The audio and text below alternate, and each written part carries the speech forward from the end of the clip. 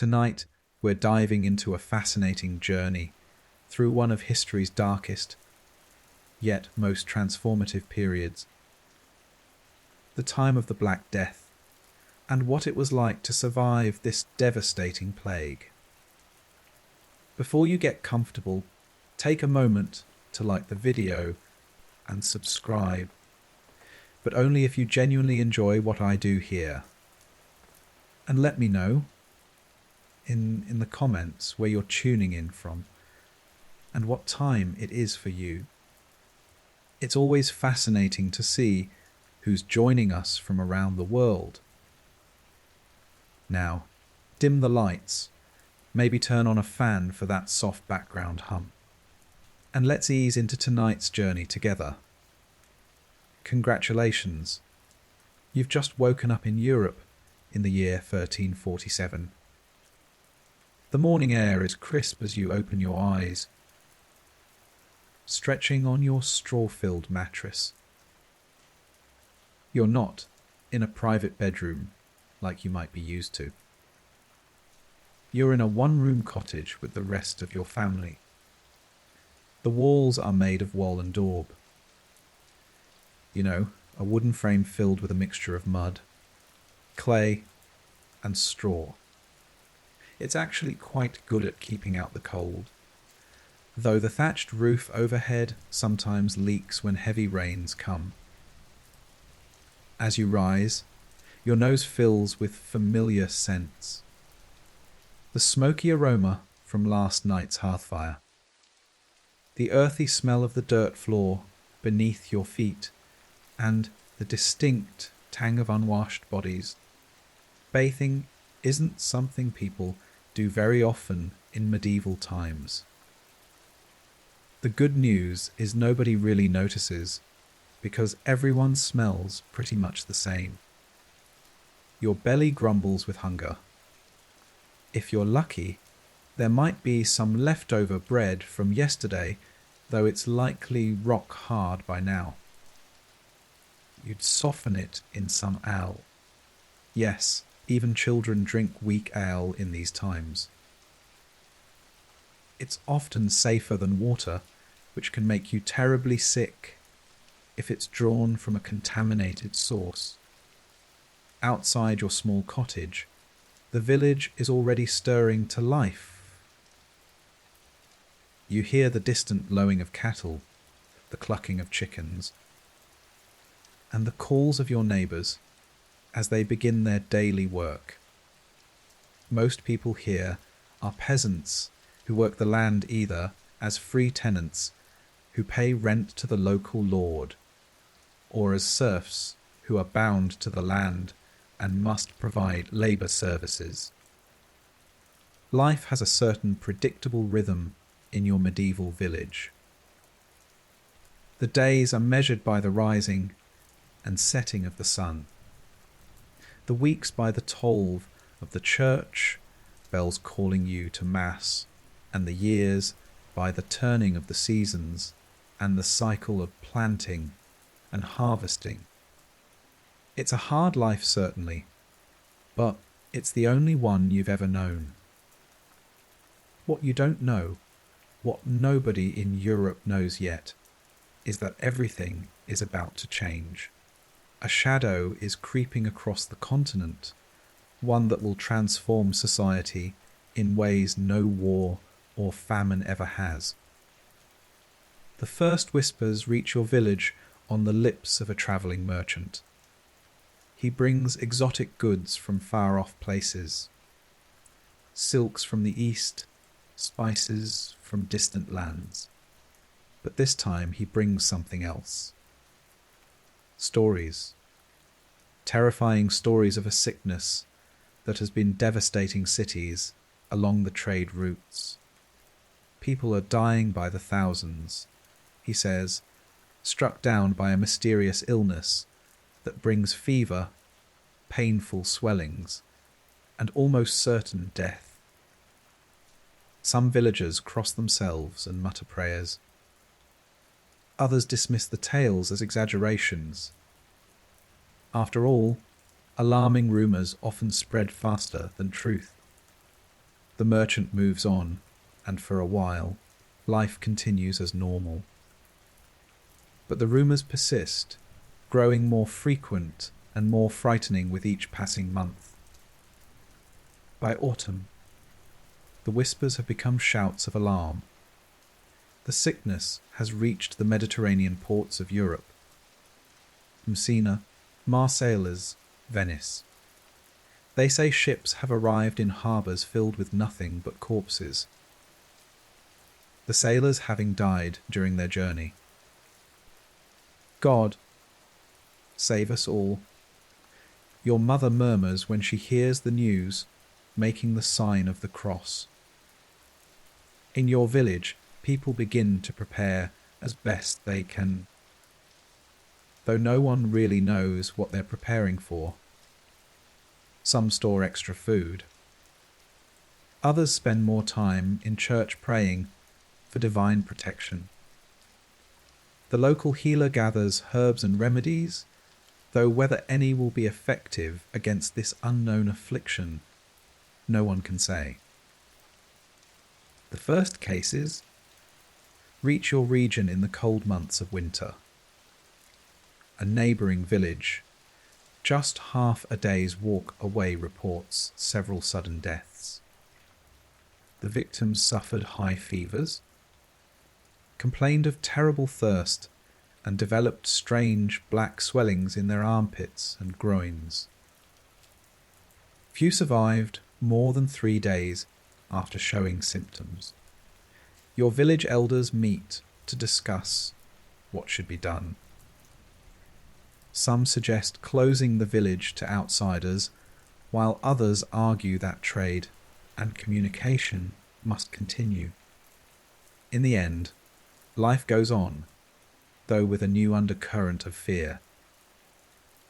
Then one crisp morning, a young man who works at the mill fails to appear for his duties.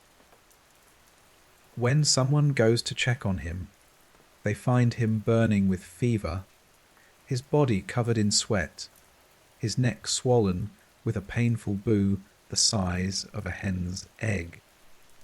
The plague has arrived in your village. What follows is a time of horror, unlike anything you could have imagined. The sickness spreads with frightening speed. One day a person is healthy, the next day feverish, and by the third day, more often than not, they are dead. The black buboes that give the disease its name, the Black Death, are painful beyond description.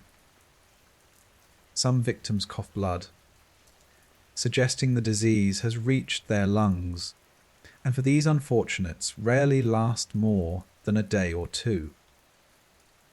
It's a punishment from God, some say, flogging themselves in penance for their sins. It's bad air. Others claim, carrying posies of flowers to ward off the foul miasma they believe causes the disease. It's the Jews poisoning the wells, a few darkly mutter. Though your village has no Jewish residents, and such accusations make little sense. The truth which no one in the 14th century could possibly know is that the Black Death is caused by a bacterium called Yersinia pestis. This tiny organism travels in the gut of fleas, which in turn hitch rides on the backs of rats. These rats stowaways on ships and constant companions in medieval towns and villages have unwittingly transported death across continents. When an infected flea bites a human, it regurgitates the bacteria into the wound. The bacteria then multiply rapidly, often causing swelling in the lymph nodes. Those painful buboes, if the bacteria reach the lungs, they cause pneumonic plague, which can spread directly from person to person through coughing and breathing. But you don't know any of this. All you know is that people are dying and no one seems able to stop it. Your village, like thousands of others across Europe, is transformed by the plague. The church bells, which once rang to mark the hours and call people to prayer, now toll constantly for the dead. Eventually, there are too many deaths to announce, and the bells fall silent. The dead are buried quickly with little ceremony. Gone are the elaborate funeral rites that once marked a person's passing from this world to the next. Now, bodies are collected on carts and taken to mass graves. Some families, devastated by multiple deaths, have no one left to bury their dead, and bodies might lie in homes for days until neighbours or parish officials remove them. Fear changes how people behave toward one another. Those who have healthy family members might bar their doors to visitors, while those with sick relatives often find themselves avoided. Some flee to the countryside, hoping distance will protect them from the disease. Others turn to religion with renewed fervour, processing through streets while flagellating themselves to appease what they believe is divine wrath. The priests who should be a source of comfort are themselves dying in alarming numbers. Their duties require them to give last rites to the dying, exposing them constantly to the contagion. Many flee, abandoning their flocks in this time of greatest need. Those who stay often succumb to the disease themselves. Your family has so far been lucky. Though the plague rages around you, none of your immediate household has fallen ill. You've heard stories of entire families being wiped out in neighbouring villages, of children orphaned only to die themselves days later, of lovers separated by death just hours after pledging eternal devotion. But your luck cannot hold forever in a world where the Black Death kills 1/3 to 1/2 of the population. One morning, your younger brother complains of feeling unwell. By midday, he is burning with fever. By evening, the telltale swelling appears at his neck, and you know what it means. Your mother tends to him day and night, bathing his fevered brow with cool cloths, trying to get him to drink small sips of water or weak ale. Your father speaks of taking him to the monastery, where monks treat the sick. But everyone knows the monasteries are overwhelmed with many of the brothers themselves victims of the plague. For 3 days, your brother's condition worsens. The boo grows larger, turning an angry red, then black. His breathing becomes laboured, and he cries out in pain and delirium. You take turns sitting with him, though fear makes you want to keep your distance. On the 4th day, something unexpected happens.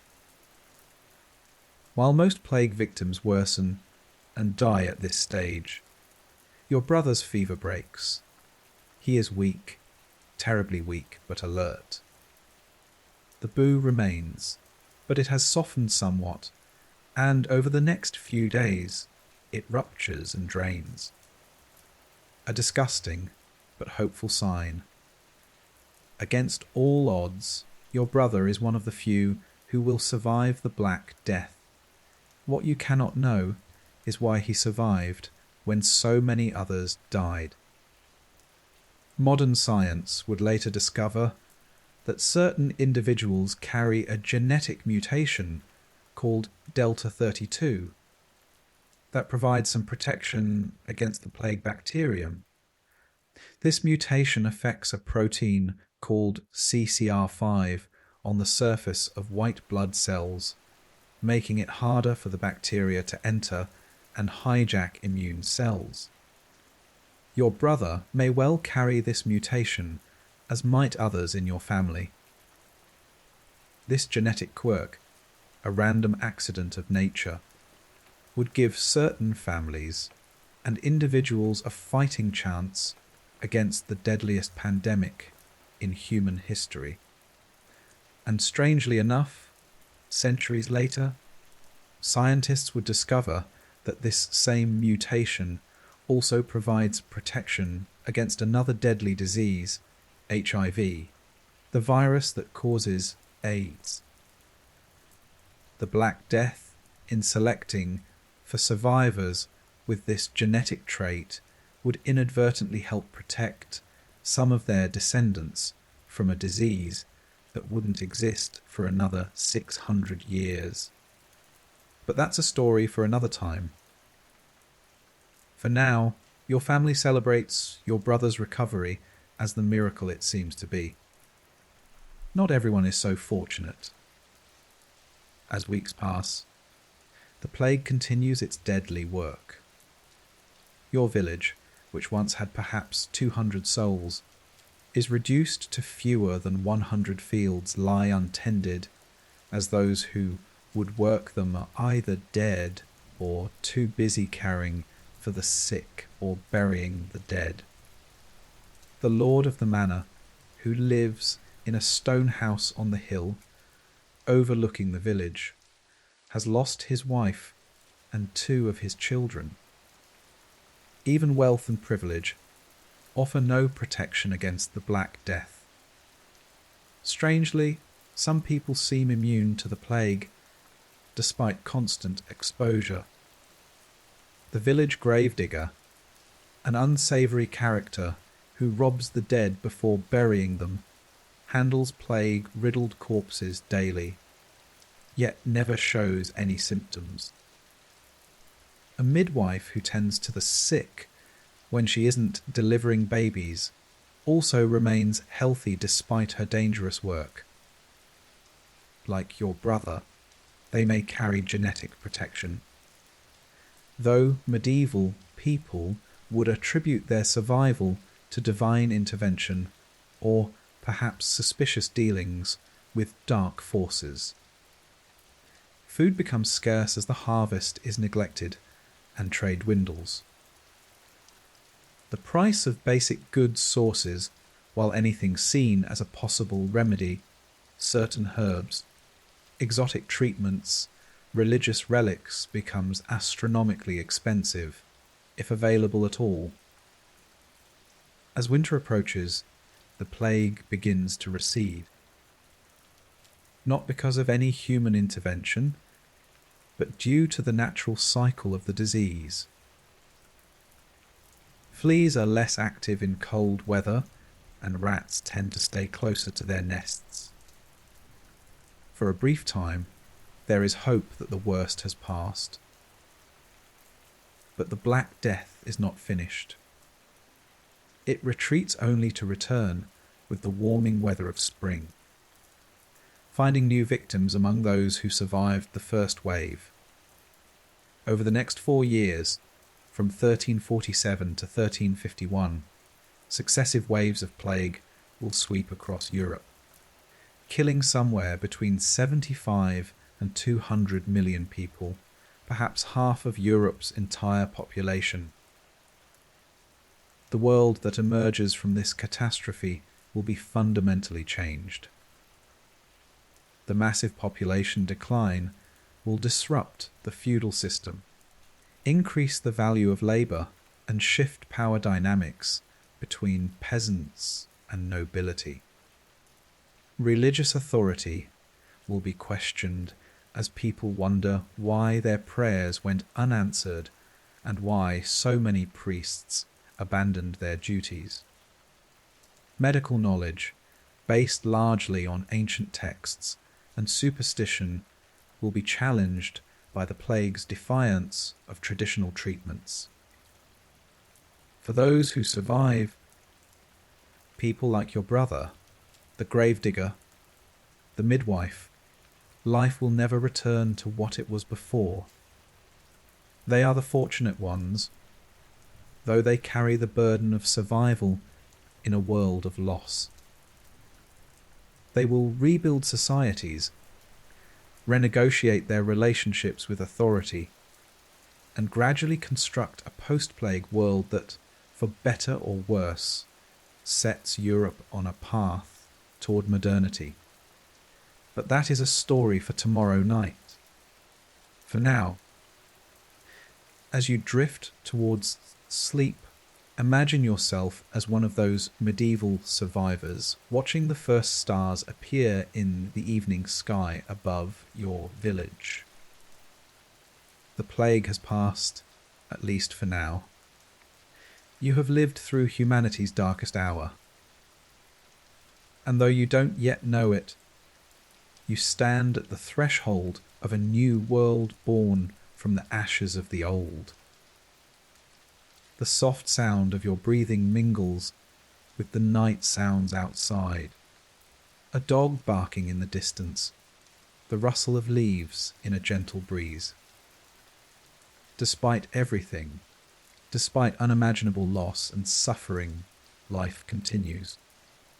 And in that simple fact lies perhaps the most important lesson of the Black Death: humanity's remarkable capacity to endure, to adapt, and ultimately to carry on.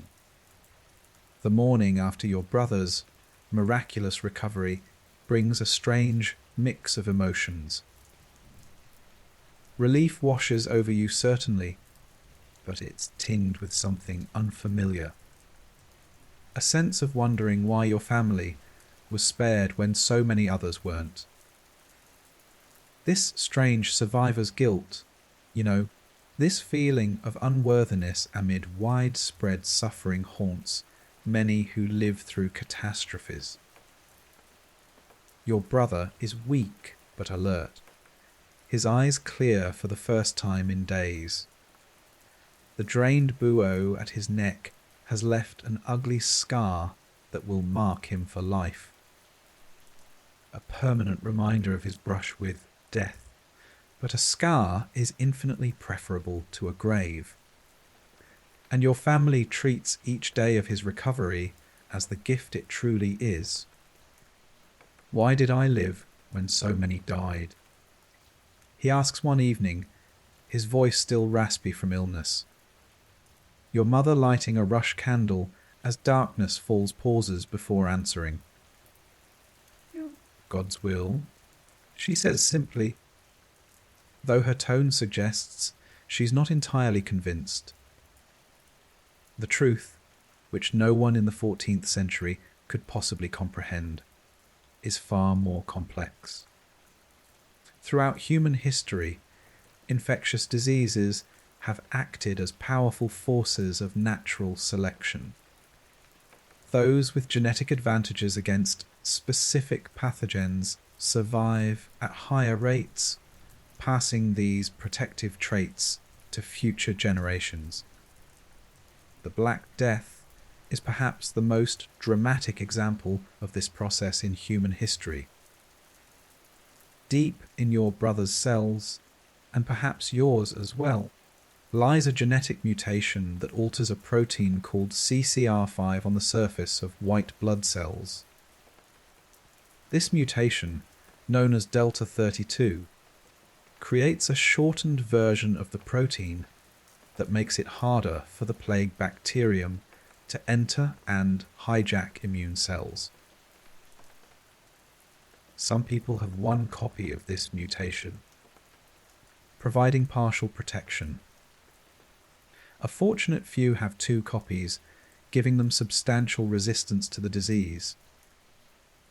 It's a genetic lottery, and your brother happens to hold a winning ticket.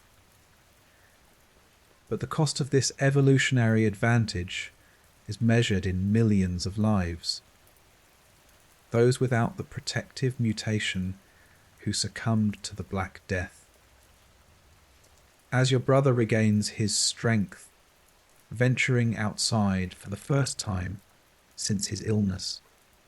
You notice how dramatically the village has changed. Gardens, once meticulously tended, now grow wild. Houses stand empty, their owners dead or fled. The rhythmic sounds of daily work. The blacksmith's hammer, the weaver's loom, the miller's wheel are muted or absent entirely. Yet amid this desolation, signs of resilience emerge. A market day is organised, smaller than before, but vibrant with the energy of survivors determined to continue living. Farmers from outlying areas bring what produce they've managed to harvest. A travelling merchant, braver or more foolhardy than most, arrives with salt, spices, and news from distant places. The news is the same everywhere. Devastation followed by tentative recovery. No place has been spared, though some have suffered worse than others. Cities with their crowded conditions and poor sanitation have been particularly hard hit. Some small isolated villages high in the mountains or deep in forests have fared better, though few have escaped entirely. In your region, perhaps half the population has perished. In some places, the toll is even higher. The merchant speaks of ghost towns where not a soul remains alive, of monasteries where every monk lies dead in his cell, of noble families wiped out entirely, their grand estates left without heirs. But he also tells of places where life continues with surprising normality, of communities pulling together to care for orphans and widows, of unexpected kindnesses in a time of overwhelming hardship. One story in particular captures your attention. In a village much like yours, a woman named Elizabeth lost her husband and 6 children to the plague within a single week. She dragged each of their bodies to a hillside behind their home and buried them herself, one by one.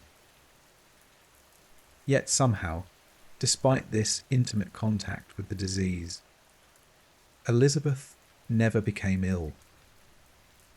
Like your brother and the village gravedigger, she appeared to possess some natural immunity, that same genetic protection that modern science would one day identify. They say she's a witch, the merchant confides, lowering his voice, though there's no one nearby to overhear. How else could she touch the dead and live? Some wanted to drown her in the pond, but most were just grateful to have someone willing to bury their dead. Such rumours are common in these desperate times. Those who survive against the odds, particularly if they're women living alone or people with unusual habits or appearances, often find themselves suspected of dark dealings. Fear and superstition flourish alongside the plague, sometimes claiming victims of their own. Your father, who has been listening to the merchant's tales, shakes his head. No witchcraft in survival, he says firmly. Some are simply stronger against the sickness, like my son. He places a proud hand on your brother's shoulder. The merchant nods agreeably, always careful not to contradict a potential customer. True enough. In every village, there are those the plague cannot touch. God's chosen, perhaps. As winter arrives, bringing with it bitter cold and early darkness, your village settles into a new routine. There are fewer mouths to feed, which means food stores will last longer than usual. A small mercy, But there are also fewer hands to chop wood, repair homes, care for livestock, and perform the 100 daily tasks necessary for survival in medieval times. This scarcity of labour creates subtle but significant shifts in the relationship between peasants and the nobility. Your father, a skilled carpenter, is suddenly in high demand. The lord of the manor, who once would have simply commanded his service, now finds himself negotiating, offering better terms for urgent repairs to the manor house. He offered me a silver penny for 3 days' work. Your father tells your mother one evening, his voice low with amazement, and a side of bacon. Such wages would have been unthinkable before the plague.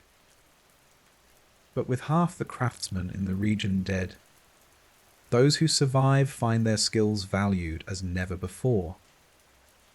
Similar changes ripple through all levels of society. Farm labourers, once abundant and easily replaced, now command higher wages for their work. Household servants, especially those with experience running a large home, find themselves sought after by noble families whose staff have been decimated by disease. Women, too, find new opportunities in this reshuffled world. Widows who would once have remarried quickly now often choose to maintain their independence, running businesses left by dead husbands. Guild restrictions that once kept women from certain professions are informally relaxed out of necessity. A woman in a neighbouring village takes over her husband's blacksmith forge, scandalising traditionalists but providing an essential service no one else can offer. For serfs, peasants legally bound to the land they work. The plague creates unprecedented mobility. Many lords desperate to keep their fields productive offer freedom to serfs willing to stay and work. Others find they can simply leave, moving to towns or to other manors where conditions are better. With little fear of being forced back with so many dead, enforcement of such restrictions becomes increasingly difficult. Not all these changes happen immediately. Of course, the feudal system that has structured European society for centuries doesn't collapse overnight. But the seeds of transformation are planted in these early post-plague years, and they will grow in the decades to come. As for your family, you adjust to the new reality as best you can. Your brother regains his strength, though he tires more easily than before. Your father finds his carpentry skills in high demand, bringing home better pay than he's ever earned. Your mother takes in washing from the manor house, work that's now better compensated due to the shortage of willing hands. You yourself find opportunities that wouldn't have existed before. The parish priest, one of the few clergy who neither died nor fled during the worst of the plague, needs someone to help maintain church records, with a basic literacy unusual for a peasant child, taught by your mother who once served in a noble household. You're suited for the task. Spring arrives, and with it comes both hope and fear. The warming weather brings new life. Crops sprouting in fields, wildflowers dotting meadows, birds returning from their winter journeys. But it also brings the conditions that allow plague to spread once more. Sure enough, By early summer, new cases appear. This second wave is less devastating than the first. There are fewer people to infect, and many of those who remain may carry some genetic resistance. Still, each new death reopens barely healed communal wounds. One afternoon, while helping the priest update the parish death register, a grimly long document, you ask a question that's been troubling you. Father, why did God send the plague? The priest, an older man with a face mapped by lines of exhaustion, considers before answering. Some say it's punishment for sin, he says finally. Others believe it's a test of faith. The Pope himself has called for prayer and penance to end the scourge. He dips his quill in ink, adding another name to the register. But I've seen the most pious die in agony, while notorious sinners lie unscathed. I've prayed by the bedsides of innocent children as the plague took them. He sighed heavily.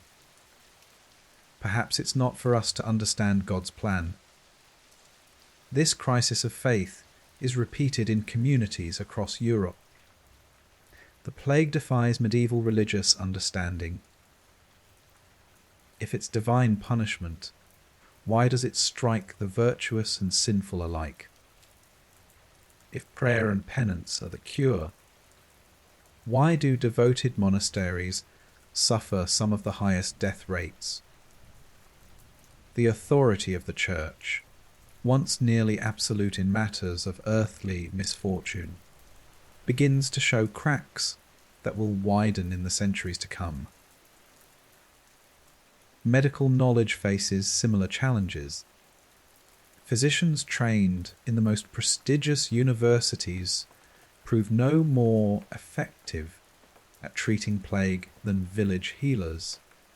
Their elaborate theories based on bodily humours and astronomical alignments fail to explain why some recover while others die.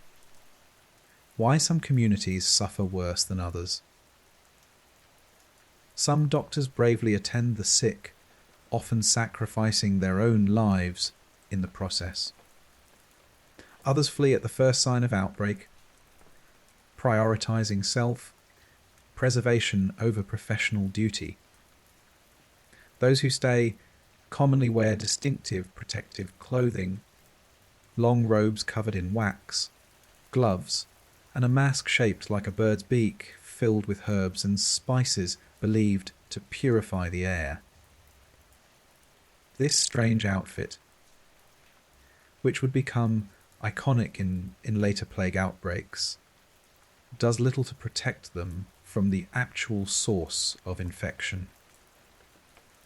In the absence of effective official treatment, communities develop their own responses to the plague. Some are based on superstition, carrying talismans, reciting charms, avoiding black cats or people with red hair. Others have surprising practical value, isolating the sick, burning the belongings of plague victims, maintaining cleanliness. None offer complete protection, but these community-developed practices sometimes help limit the spread. Your village adopts several such measures. Houses where plague has struck are marked with white crosses on the doors. Visitors from outside the village must wait 3 days in a designated hut before entering to ensure they show no signs of disease. The dead are buried quickly with minimal ceremony. Their possessions burned. These precautions help, but they can't stop the plague entirely. By midsummer, your village has lost 12 more people to the second wave. A serious blow to a community already diminished by the first outbreak. One victim is the lord of the manor himself, a man in his 50s who had survived the first wave only to succumb to the second. His death creates ripples of consequence throughout the local social hierarchy. His son, barely 20 and newly returned from university in Paris, inherits the manor and its lands.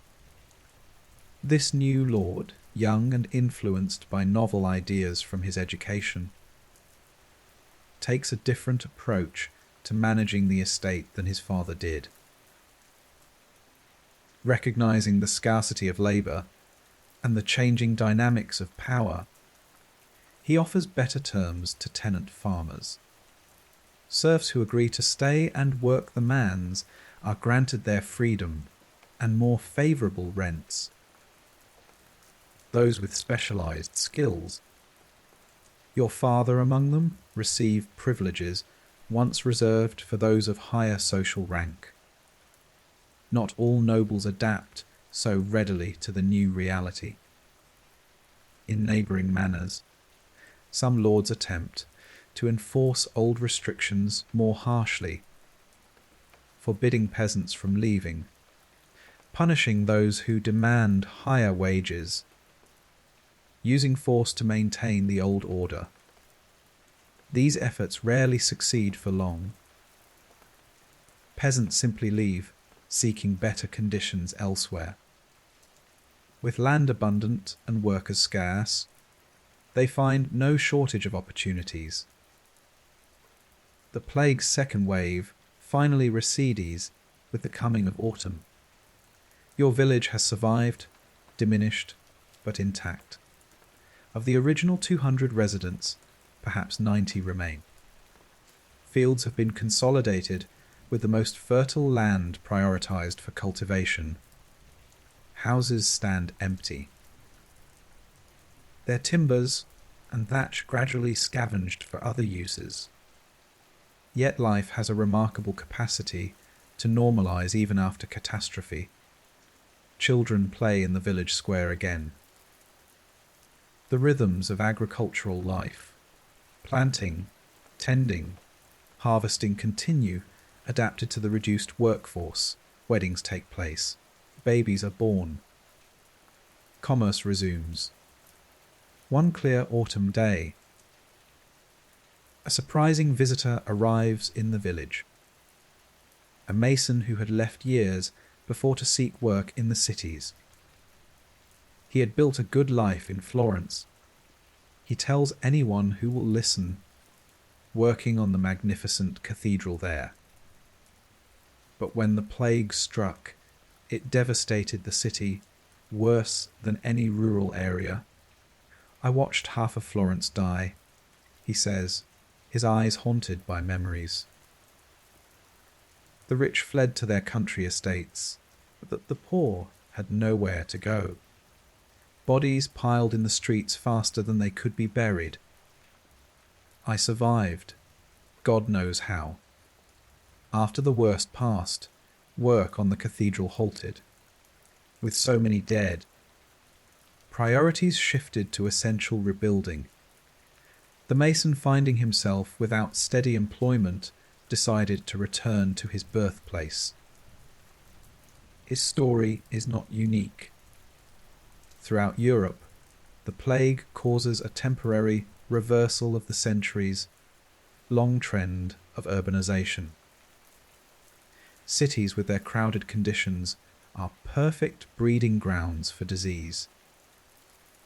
Many who survive flee to the countryside, seeking safety in open spaces and smaller communities.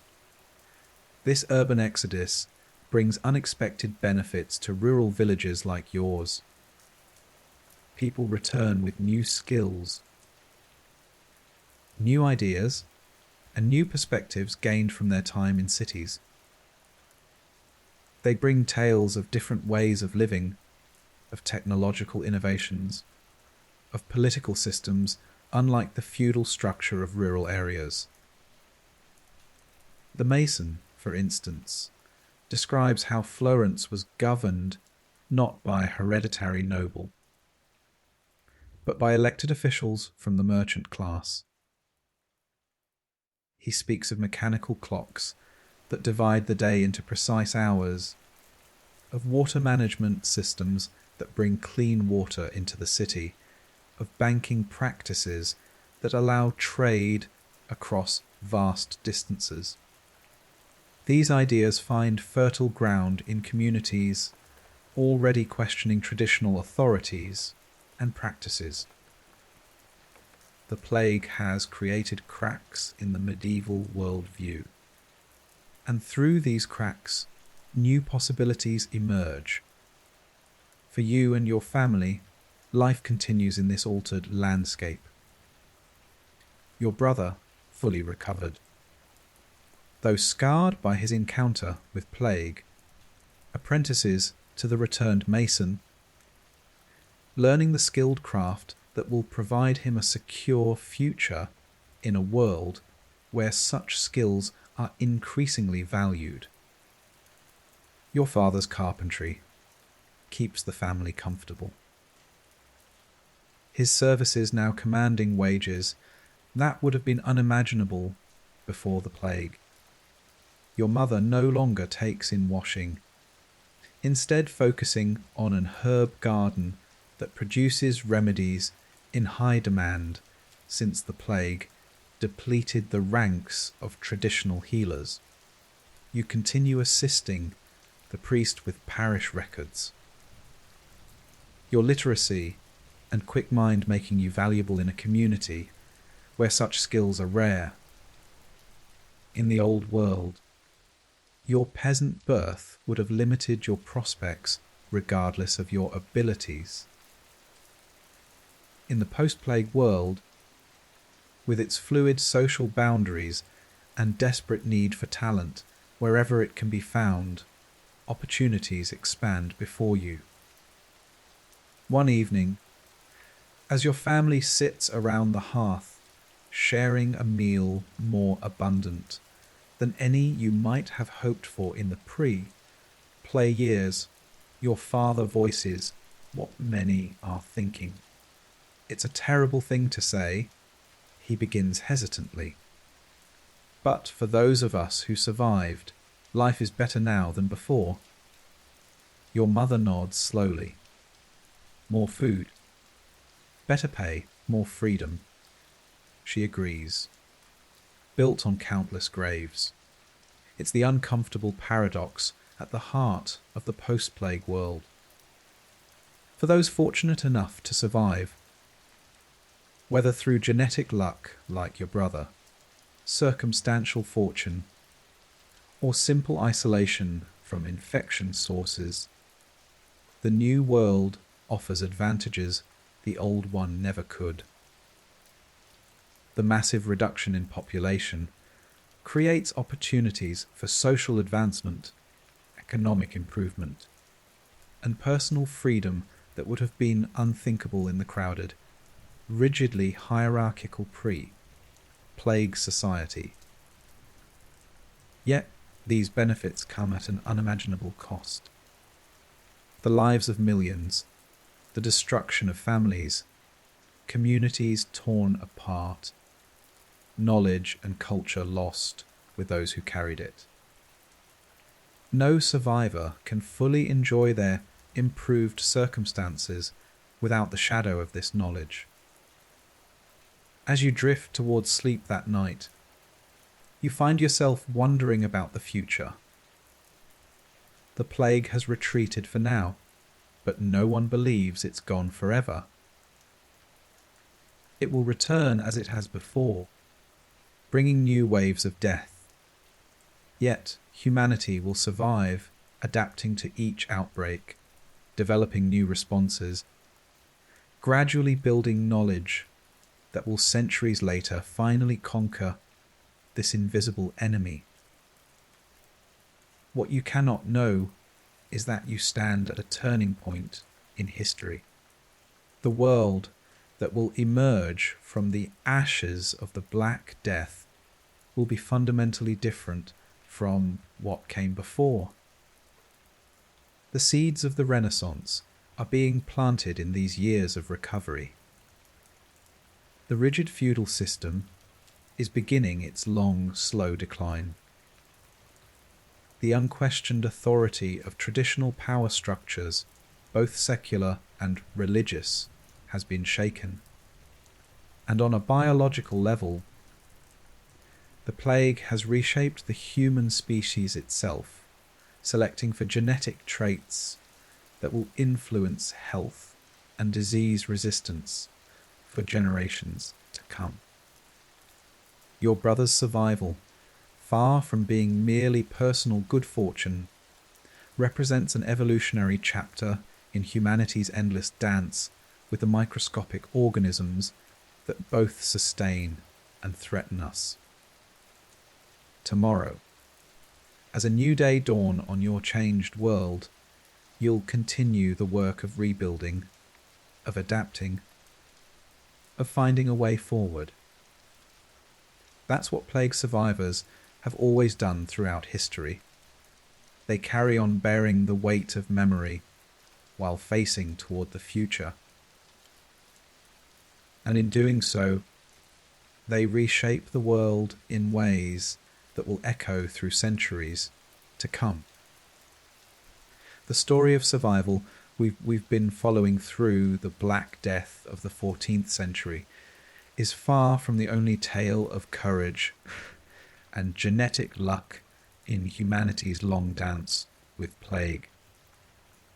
As the soft darkness of sleep envelops you, let's journey forward through time to another village, another outbreak, and another remarkable story of sacrifice and survival. 300 years have passed since the first devastating waves of the Black Death swept through Europe. It's now the summer of 1665, and we find ourselves in Eyam, a small village nestled in the picturesque hills of Derbyshire, England. Am, is pronounced just like M. It's a peaceful community of about 800 souls, mostly farmers and lead miners who work the rich veins running beneath the limestone landscape. Life here follows the familiar rhythms of rural England.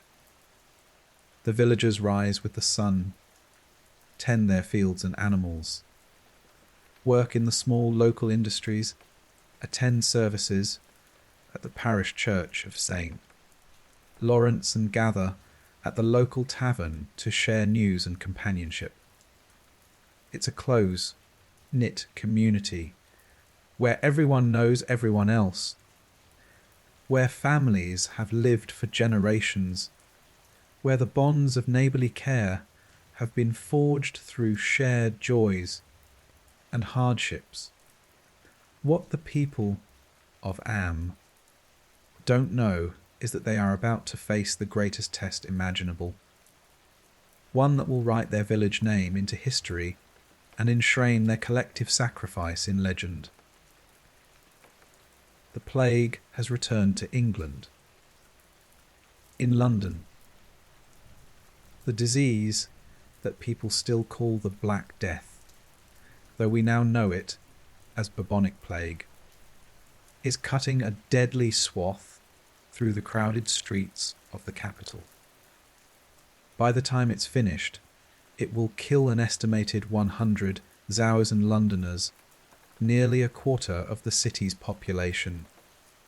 This outbreak will become known as the Great Plague of London, the last major epidemic of bubonic plague in England.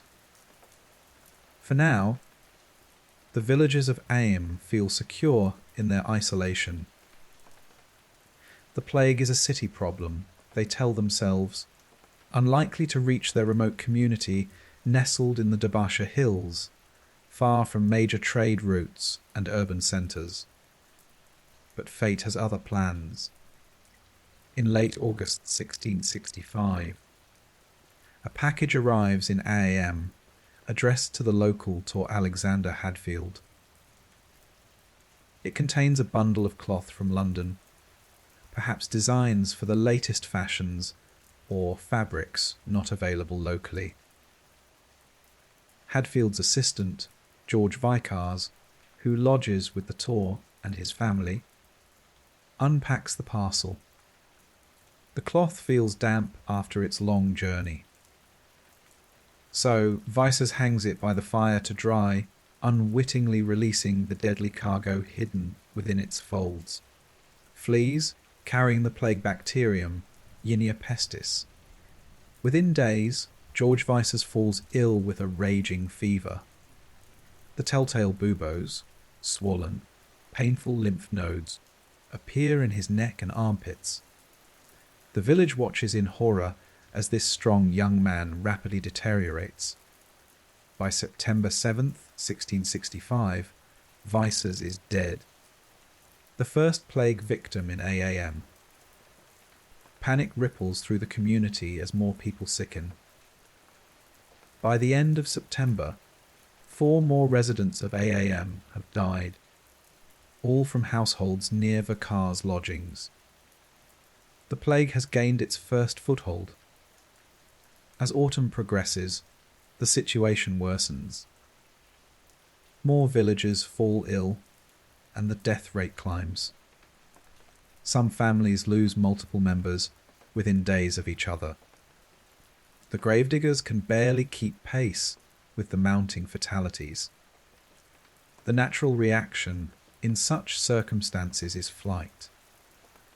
In London, anyone who could afford to, including King Charles II and his court, had fled the plagued city for the safety of country retreats.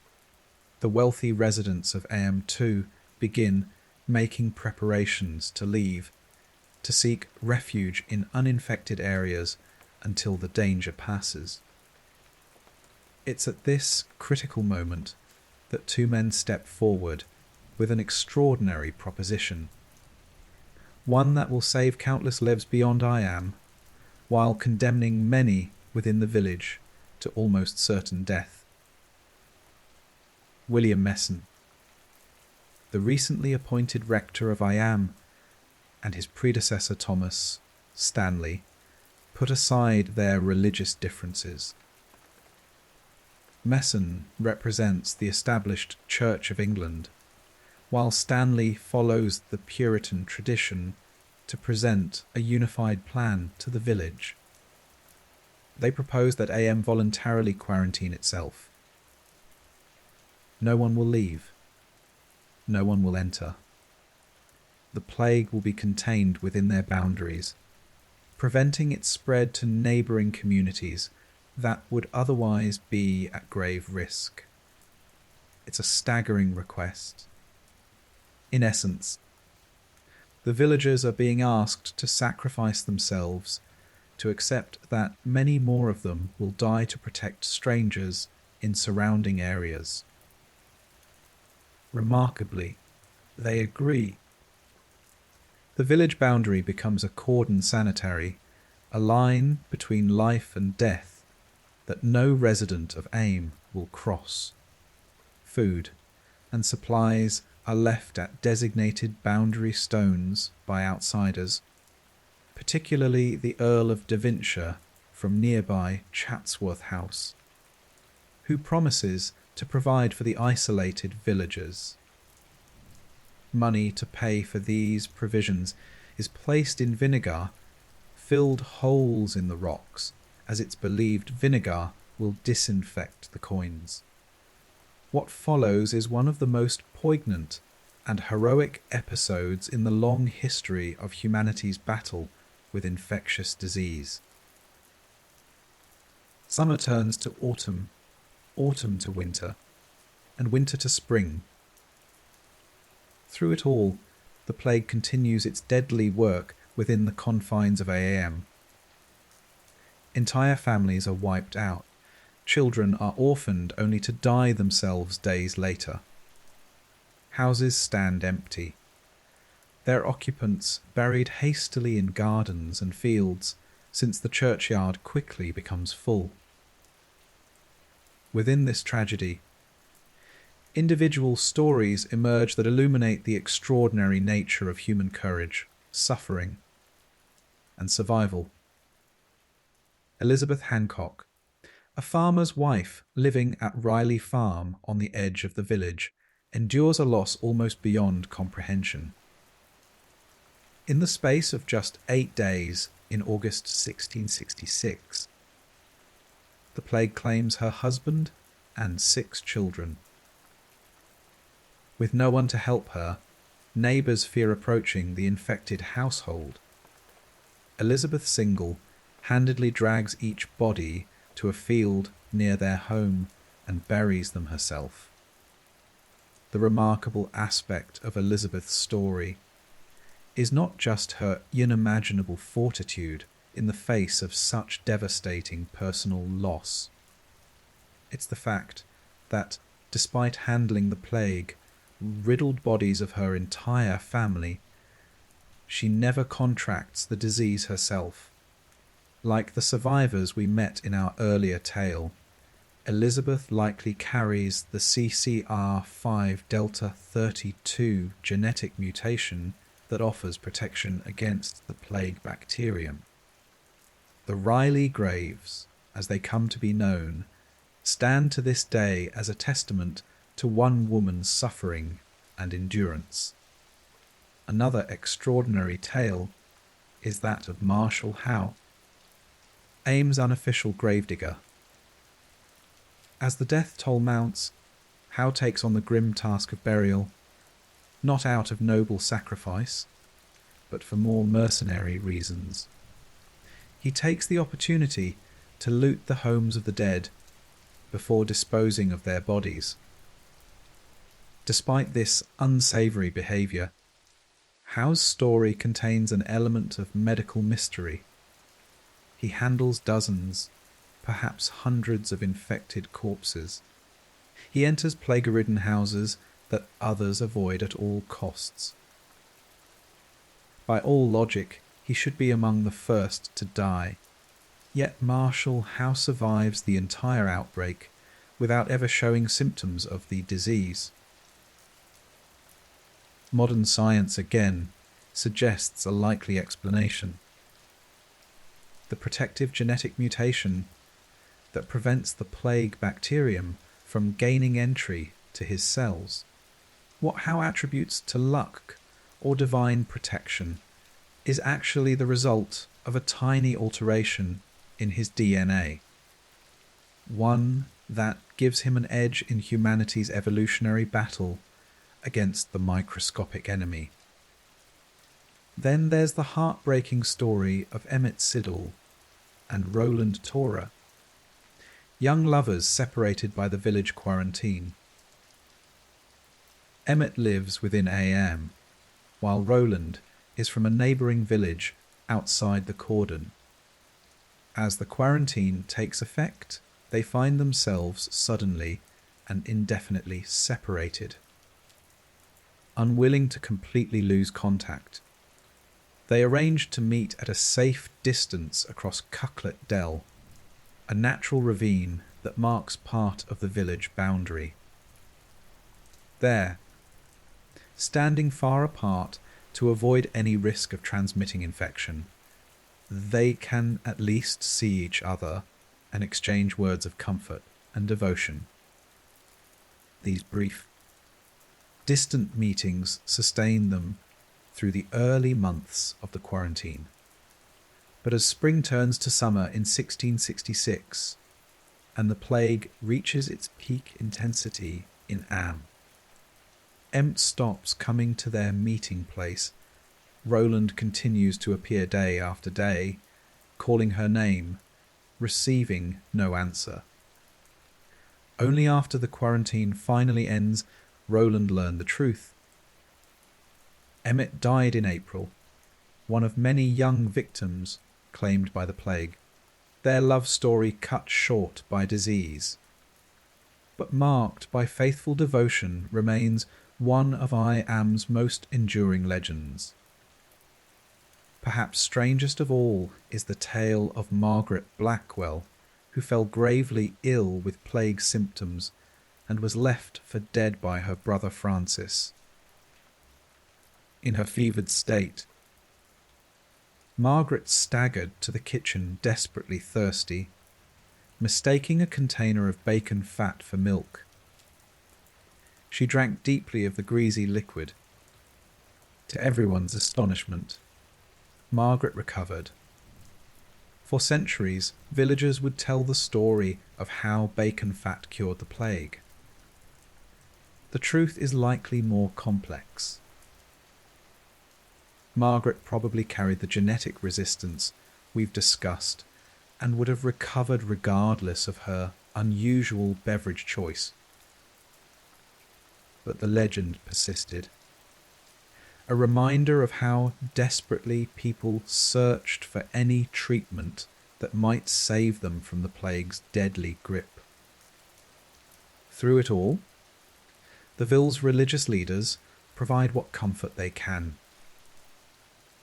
William Merson, who proposed the quarantine alongside Thomas Stanley, pays a terrible personal price for his courageous stand.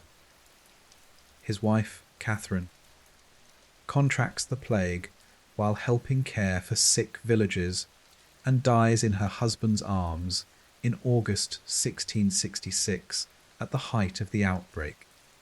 Mason describes himself afterward as a dying man, though he survives physically. In a letter to his children who had been sent away before the quarantine, he writes, "The condition of this place is very sad. I entreat you to fly this place. I am not in a condition to receive comfort from you. I am so weak I can write no more." Yet despite his grief, he continues to minister to his suffering congregation until the end. Church services move outdoors to Cucklet Dell, where fresh air is believed to reduce the risk of contagion. Villagers stand far apart from one another as they pray, an early form of what we now call social distancing. Even in the darkest hours, when death seems to lurk in every shadow, the community maintains its spiritual practices, finding solace in familiar rituals, even as the world collapses around them. Not everyone behaves nobly. Of course, there are instances of looting, of neighbours refusing to help one another, of panic overriding compassion. One villager, Mary Cooper, attempts to break the quarantine, fleeing toward the safety of Sheffield before being caught and returned to Eyam. But these lapses are exceptions.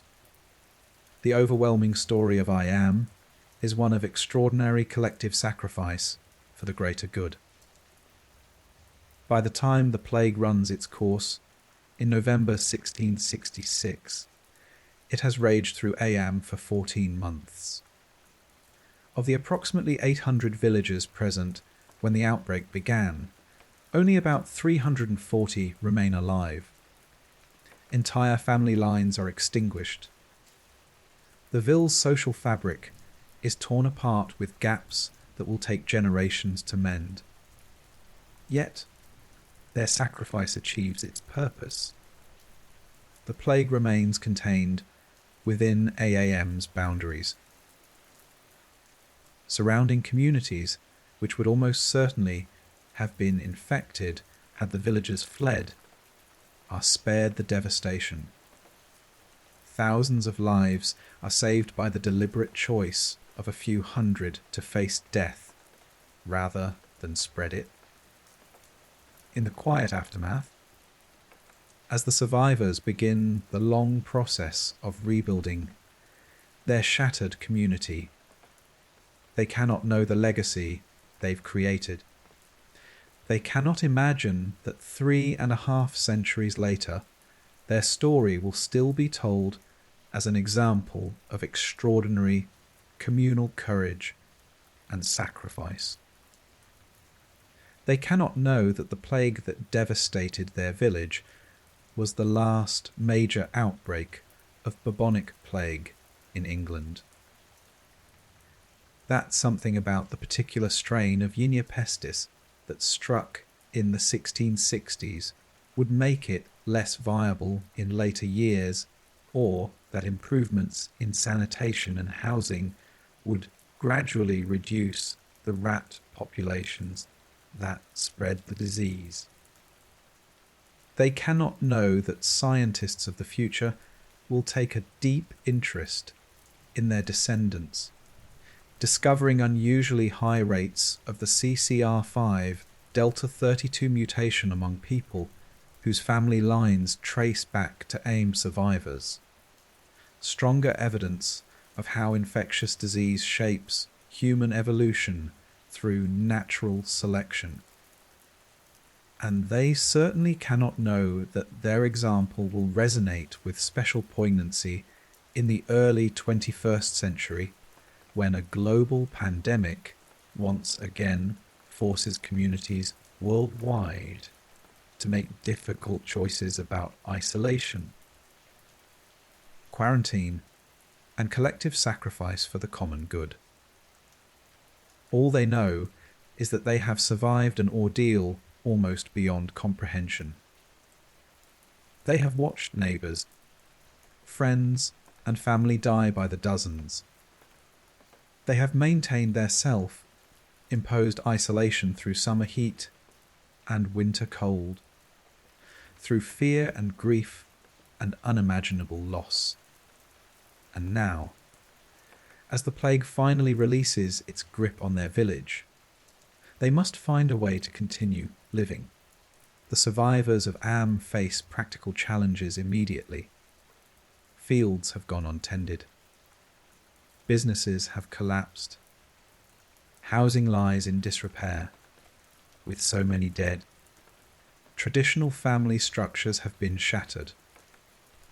Orphan children need homes. Widows and widowers must decide whether to remarry. Property ownership becomes complicated when entire families have been wiped out.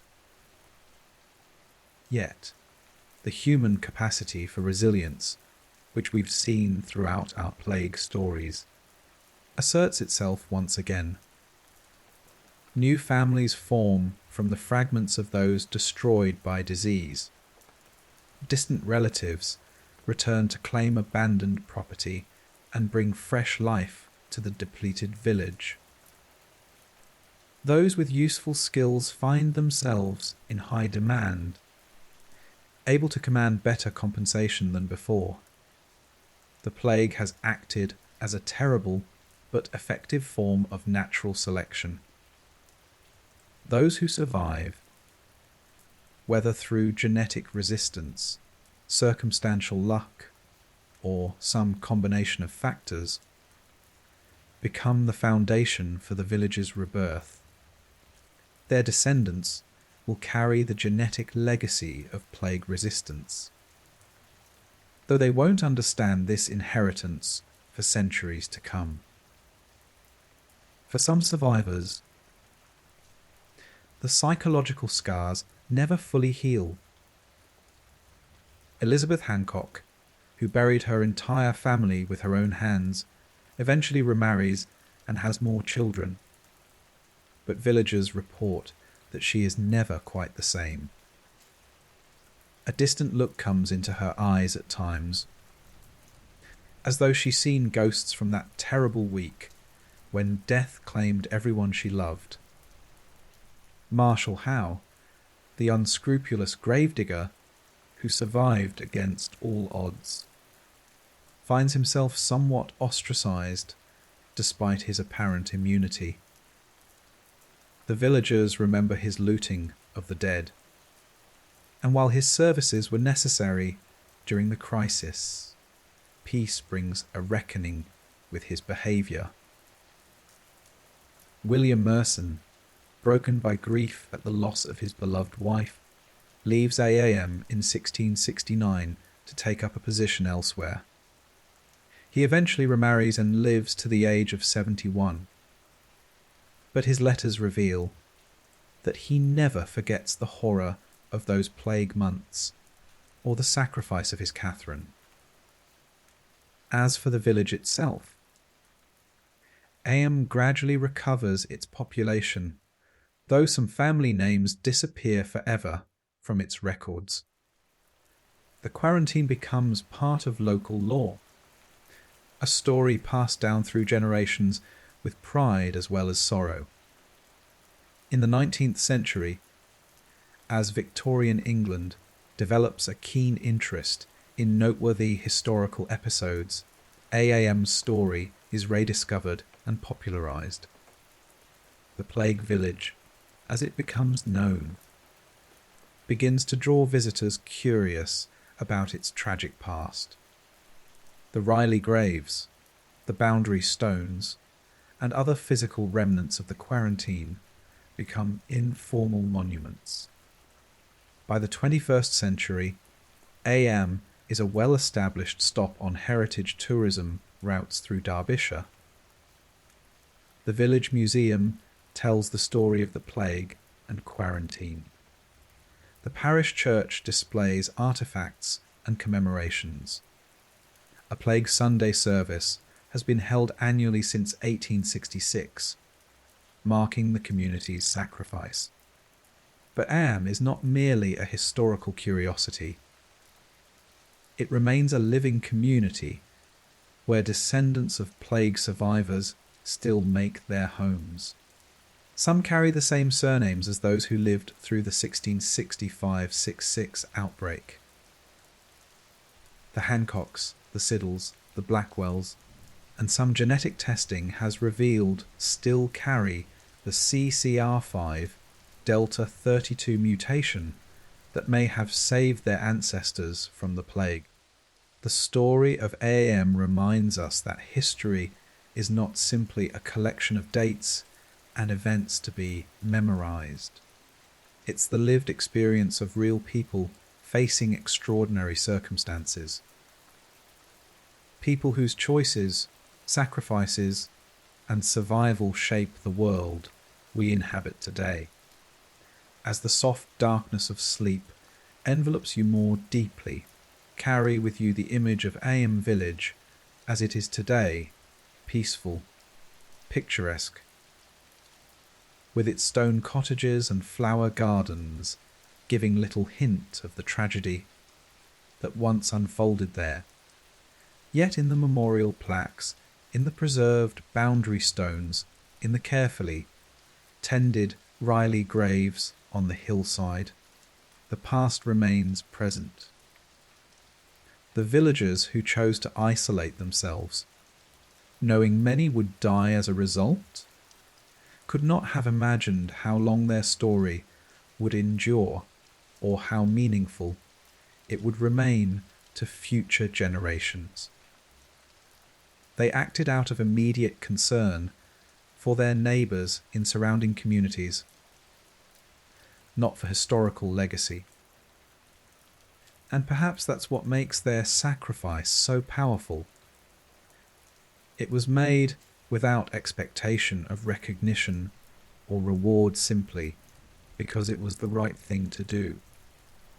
In a world that often seems to prioritize individual benefit over collective welfare, Eyam stands as a reminder that human beings are capable of extraordinary selflessness when circumstances demand it. Tomorrow night, we'll explore how the world changed in the aftermath of these plague outbreaks, how societies rebuilt, how power structures shifted, and how the biological legacy of plague resistance continues to influence human health, even in our modern age. But for now, let the courage of Eyam's villagers accompany you into dreams, a quiet testament to humanity's capacity for sacrifice, survival, and ultimately hope. Let's journey back now to the aftermath of the 14th century Black Death. While Eyam's story from the 1660s shows us the courage of a single village, the great pandemic of the 1300s transformed entire societies. As we drift deeper into this historical dreamscape, let's explore how surviving such catastrophe reshaped the medieval world. Imagine yourself once more in that small village we visited earlier, but now it's 1352. The initial waves of plague have finally subsided, leaving a transformed landscape, both physically and socially. As you walk through the village that was once home to 200 souls, you count perhaps 90 people remaining. Empty cottages stand like hollow-eyed skulls along the lane, their thatched roofs beginning to collapse without maintenance. Their gardens overgrown with weeds. Yet amid this desolation, subtle signs of change are appearing. Changes that will eventually alter the very foundations of medieval society. In the fields surrounding the village, the transformation is immediately visible. Before the plague, every available piece of land was cultivated, even marginal soils that yielded poor harvests. Generations of population growth had pushed farming onto less and less productive terrain as people desperately tried to produce enough food for growing families. Now, with so many dead, land is suddenly abundant. Survivors abandon the least fertile fields entirely, focusing their labour on the best soils. This simple shift dramatically improves crop yields per person. Where once a peasant family might have struggled to produce enough to feed themselves after paying taxes and tithers, now they often harvest a surplus. For those who survived the apocalyptic mortality, food is more plentiful than it has been in living memory. After centuries of existing on the edge of hunger, this abundance feels miraculous, a small compensation for the emotional devastation of losing so many family members and neighbours. Changes in diet soon follow. Before the plague, most peasants subsisted primarily on grain. Bread, porridge, and ale formed the bulk of their nutrition, with meat as a rare luxury. Now, with fewer mouths to feed and more land available, many convert fields to pasture for raising animals. Meat, cheese, and butter appear more frequently on humble tables. The average height of the population, which had been declining due to poor nutrition, begins to increase again as diets improve. But the most profound changes come in the relationship between workers and landowners. The massive population loss, roughly half of Europe's people, creates an acute labour shortage. Fields still need ploughing, crops need harvesting, cloth needs weaving, buildings need repairs.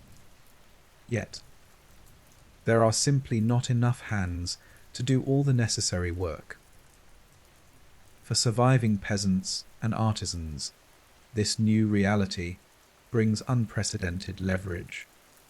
Consider the case of Thomas Fletcher, a ploughman in your village. Before the plague, he worked the field 6 days a week in exchange for a small plot of land to farm for himself and his family.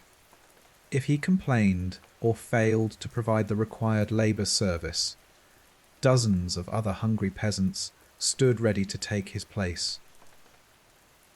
Now, with half the village's workers dead, the local man's steward approaches Thomas with an extraordinary offer: a larger plot of land, a reduction in labour service from 6 days to 3, and the freedom to work for wages on other manors if he wishes. The steward makes this offer not out of generosity, but necessity. Without Thomas's skilled ploughing, fields will lie, and everyone, including the lord of the manor, will suffer. Similar scenes play out across Europe.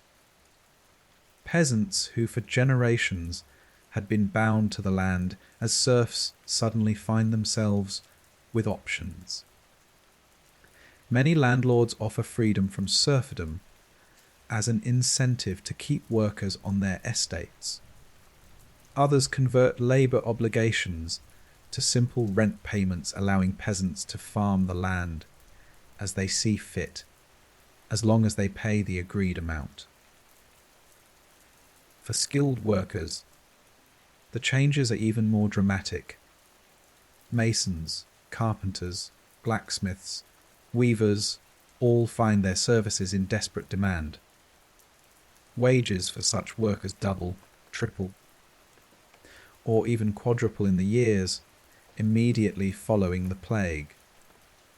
A skilled carpenter, who could once barely feed his family, now builds a 2-room house with glass windows, wears better clothing, and eats meat 3 times a week. These changes alarm the nobility and wealthy merchant classes. They see the traditional social order crumbling as former serfs demand better treatment and common labourers live like minor gentry. Throughout Europe, authorities attempt to freeze wages at pre-plague levels and force workers back into their previous conditions. In England, the government issues the Ordinance of Labourers in 1349, followed by the more comprehensive Statute of Labourers in 1351. These laws prohibit employers from offering higher wages than had been paid before the plague, forbid workers from leaving their homes to seek better opportunities elsewhere, and attempt to fix prices for food and other goods. Similar legislation appears across Europe. France enacts wage controls in 1351, as does the city-state of Florence. The Spanish kingdom of Castile tries to prevent peasant mobility with its own labour laws. But these efforts largely fail. The labour shortage is simply too severe, the economic pressures too great. Enforcement proves nearly impossible in rural areas where local officials themselves, often dependent on good relations with the remaining workers, turn remained eye to violations. Workers develop creative ways to circumvent wage controls. A carpenter prohibited from accepting more than a certain daily wage might receive gifts of food, clothing, or housing in addition to his official pay. A farm labourer might work slowly or carelessly unless offered better terms than the law allows. For those enforcing the laws, the mathematics is unforgiving. Before the plague, a lord might have had 100 peasants working his land. Now he has 50 or fewer. Punishing one worker by imprisonment or fines only worsens his labour shortage. And if he treats his workers too harshly, they might simply leave, regardless of legal prohibitions against such mobility, knowing they'll find welcome employment elsewhere. The situation comes to a head in various peasant revolts across Europe. In 1358, the rural areas around Paris erupt in the Jacquerie Rebellion as peasants attack castles and noble estates. Though brutally suppressed, it demonstrates the new confidence of the labouring classes. In England, tensions simmer for decades until 1381, when they explode in the Peasants' Revolt. Led by Watt, Tyler, Jack Straw, and a radical priest named John B. Tens of thousands of commoners march on London demanding an end to serfdom. the abolition of the hated poll tax, and greater social equality. John Bee's famous sermon captures the revolutionary spirit of the moment. When Adam delved and Eve span, who was then the gentleman? He asks rhetorically, questioning the very idea of aristocratic privilege. From the beginning, all men were created alike, and our bondage or servitude came in by the unjust oppression of naughty men. Though the English revolt, like the Jacquerie, is eventually suppressed through a combination of false promises and brutal force, it represents a profound shift in consciousness. Peasants who once accepted their subordinate position as divinely ordained now openly question the social hierarchy. Workers who formerly had little choice but to accept whatever terms were offered now demand better treatment as their due. The economic and social transformations following the plague aren't limited to rural areas. Towns and cities experience their own profound changes. Urban centres had suffered particularly high mortality during the pandemic due to their crowded conditions. Florence, one of medieval Europe's largest cities, loses as much as 75% of its population. This devastating loss creates opportunities for survivors. Housing, previously scarce and expensive in successful cities, suddenly becomes abundant and affordable. Apprentices find themselves elevated to master status years earlier than normal, as guilds lose many of their senior members. Women traditionally excluded from many occupations enter trades left vacant by dead male relatives. Consider the story of Margareta, a weaver's widow in a small market town. Before the plague, she was permitted to help her husband in his workshop, but could not operate as an independent artisan. Guild regulations expressly forbade women from owning a weaving business. When her husband dies of plague, leaving Margareta with his tools, loom, an expertise she'd gained working alongside him, the depleted Weavers' Guild faces a choice: enforce the prohibition against female members and lose a skilled practitioner, or adapt to the new reality. Faced with falling membership and rising demand for cloth, the Guild admits Margareta as a full member, one of dozens of similar compromises made across Europe as necessity trumps tradition.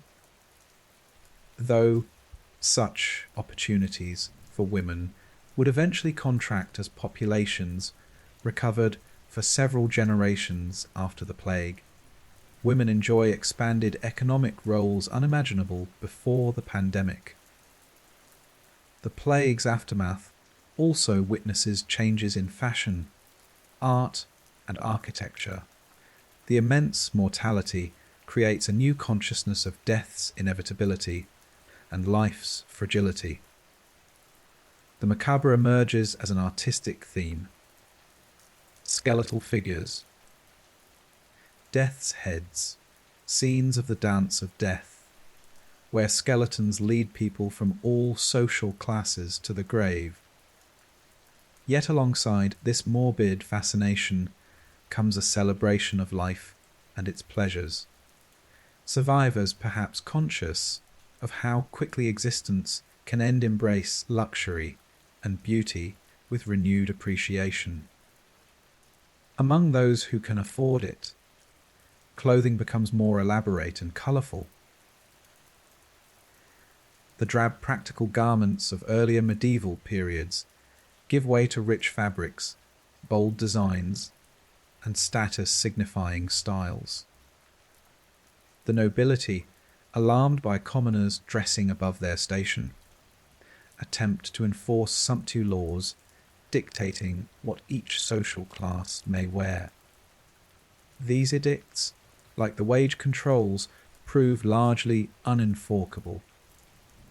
A prosperous artisan's wife might technically be prohibited from wearing silk, but if she can afford it, who in her community has both the authority and motivation to stop her? Religious attitudes undergo their own transformation. The Church, which had dominated medieval intellectual and spiritual life, faces a crisis of authority. Many priests and monks fled their posts during the plague, abandoning their flocks when spiritual comfort was most needed. Others stayed and died, leaving parishes without leadership. Monasteries with their communal living arrangements suffered particularly high mortality rates, wiping out centuries of accumulated knowledge and tradition. More fundamentally, the plague raises uncomfortable theological questions. If the disaster is divine punishment, as many church authorities claim, why do the virtuous and sinful die alike? Why do devout monks perish while seemingly impious lay people survive? If prayer and penance are the remedies, why do outbreaks often hit monasteries hardest of all? No satisfactory answers emerge from traditional theology. Instead, two divergent religious trends develop. Some survivors embrace even more fervent piety, seeing their survival as evidence of divine favour that demands grateful devotion. Others adopt a more skeptical, questioning attitude toward religious authorities who failed to explain or mitigate the catastrophe. This questioning spirit, combined with the economic changes that give ordinary people more resources and leisure time, creates fertile ground for the intellectual flowering that will eventually become the Renaissance. When fewer hands must produce society's necessities, more minds can turn to art, philosophy, science, and literature. Education, previously restricted mainly to clergy and nobility, gradually becomes available to a wider segment of society. Newly prosperous merchants and artisans want their children to learn reading, writing, and arithmetic, skills useful for business as well as markers of rising social status. Small schools appear in towns and even larger villages, teaching practical knowledge alongside traditional religious instruction. The plague's demographic shock also accelerates technological innovation. With labour scarce and expensive, techniques that save human effort become increasingly valuable. Watermills long used for grinding grain are adapted for new purposes. Powering bellows for blast furnaces, driving hammers for metal working, fulling cloth, printing technology, which will eventually revolutionize the spread of knowledge through Europe, receives early impetus from the post-plague labour shortage. Handwritten manuscripts, each requiring months of a skilled scribe's time, become prohibitively expensive when such workers can command premium wages.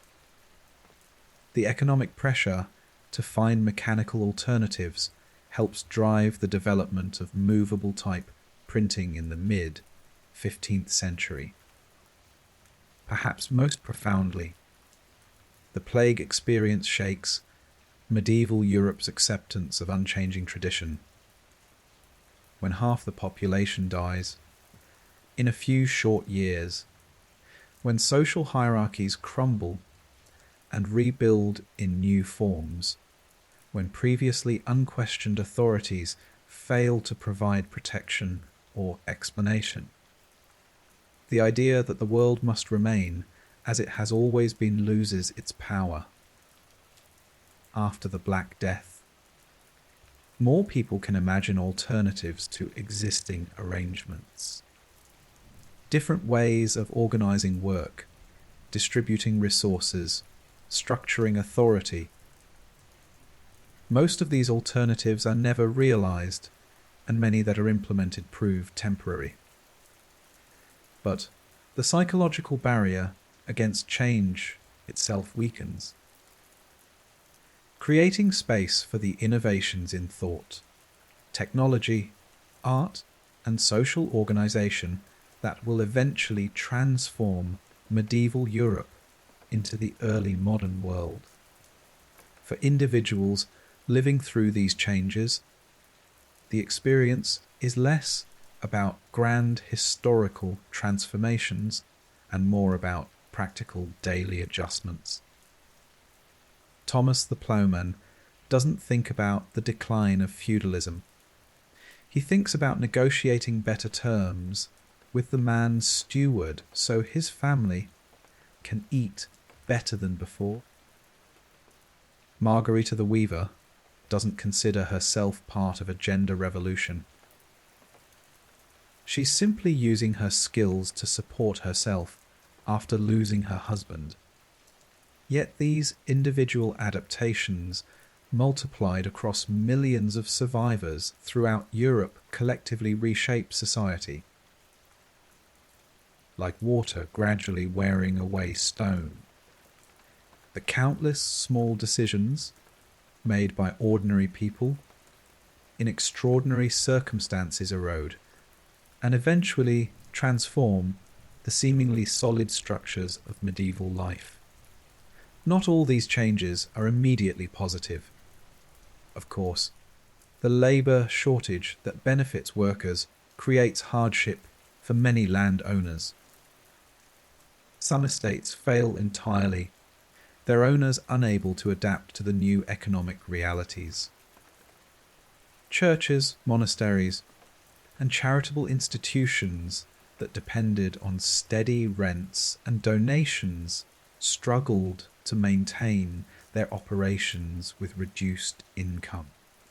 Criminal activity increases in some areas as poorly supervised young men with improved incomes spend freely on alcohol and find themselves in trouble. Abandoned properties in rural areas sometimes become havens for outlaws. Urban governments worry about maintaining order with depleted watch forces. For several decades, after the initial plague outbreak, recurring smaller epidemics continue to hit European communities, preventing population recovery and reinforcing the economic and social changes the first pandemic initiated. Not until the late 15th century does Europe's population begin sustained growth again, and it takes until the 17th century to reach pre-plague levels in many regions. This prolonged demographic depression means that the changes set in motion by the Black Death have time to become entrenched.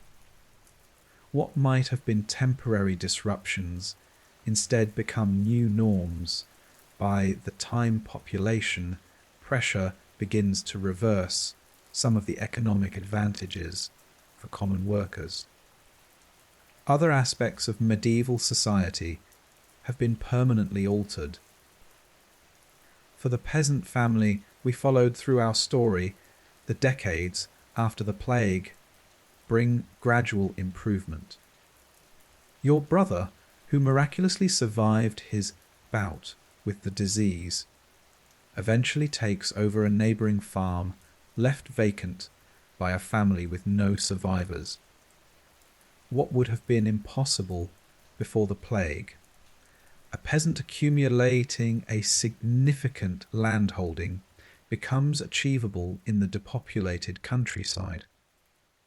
Your father, whose carpentry skills are in high demand, secures a contract to help rebuild the local church, damaged by years of neglect during the plague years. The payment he receives allows him to add a second room to your family's cottage and replace the dirt floor with wooden planks. Small luxuries that would have seemed unimaginable in the pre-plague era.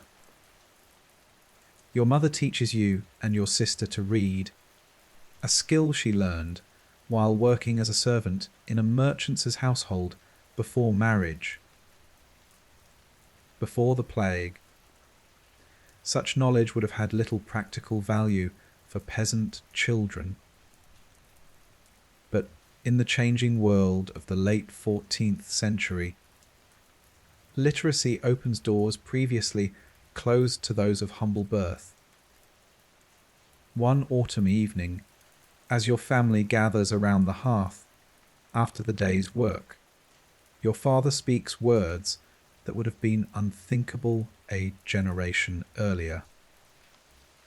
Perhaps you could be a clerk, he says to you, nodding thoughtfully. The abbey is seeking someone who can read and write to help with their records. The pay would be good, and the work is not hard on the body.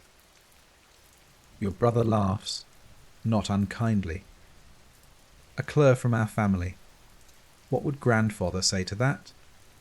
The idea of a peasant's child entering such work would indeed have seemed absurd to earlier generations, for whom rigid social boundaries appeared as natural and immovable as the stars. But as you fall asleep that night, the possibility settles in your mind, not as an outlandish dream, but as a genuine opportunity. This perhaps is the most significant legacy of the Black Death. Not just the immediate changes in wages, working conditions, and social structures, but the expansion of what ordinary people can imagine for themselves and their children. As dawn approaches and this part of our historical journey comes to a close, we leave you in this moment of possibility. Your world has been shattered by incomprehensible loss, then slowly rebuilt into something different than what came before. The medieval certainties that once governed life have been questioned, challenged, and in some cases overturned. What you cannot know as a survivor living through these changes is that you stand at a pivotal moment in Western history. The adaptations, innovations, and reconsiderations forced by the plague will eventually contribute to the Renaissance, the Reformation, and ultimately the emergence of the modern world. But that is a story for our final night together, when we'll explore how the long shadow of the Black Death extends across centuries, influencing art, science, medicine, and society in ways that continue to shape our world today. As our journey through the world of plague survivors nears its end, let's widen our view to see how the ripples from the Black Death continue to spread outward through time, shaping the world in ways both subtle and profound. The echoes of this medieval catastrophe still resonate today in our bodies, our societies, and our understanding of disease. Let's begin with perhaps the most remarkable legacy, the biological inheritance carried by descendants of plague survivors. Remember the CCR5 Delta 32 mutation we discussed? the genetic quirk that protected some medieval Europeans from the plague. This tiny variation in DNA didn't disappear when the plague retreated. It was passed down through generations, enriched in the European gene pool, because those who carried it were more likely to survive and have children. Fast forward 600 years to the late 20th century. A new pandemic emerges. HIV/AIDS killing millions worldwide. Medical researchers racing to understand this new disease make a startling discovery. Some people appear naturally resistant to HIV infection despite repeated exposure. Further investigation reveals why many carry the CCR5 Delta 32 mutation, the same genetic variation that helped their ancestors survive the Black Death. The connection becomes clear when scientists understand how both diseases operate. Both the plague bacterium and HIV use the CCR5 protein as a gateway into human cells. The Delta 32 mutation alters this protein, effectively barricading the door that these pathogens try to enter. A genetic adaptation selected by one deadly disease in the 14th century unexpectedly provides protection against an entirely different threat in the 20th. This discovery led to the development of new HIV drugs that block the CCR5 receptor, mimicking what the mutation does naturally. In a very real sense, medieval plague survivors have helped save lives in our modern age. Their genetic legacy providing a crucial clue in fighting a disease they could never have imagined. But the biological impact of the plague extends beyond this single mutation. The Black Death acted as an intense force of natural selection, potentially influencing other aspects of the immune system in Europeans. Today's population descends disproportionately from the survivors, those whose bodies, for various genetic reasons, could better withstand the onslaught of Yersinia pestis. Some scientists theorize that certain autoimmune diseases more common in European populations, conditions where the immune system attacks the body's own tissues, might be an unintended consequence of this selection. Our ancestors survived the plague because their immune responses were particularly vigorous.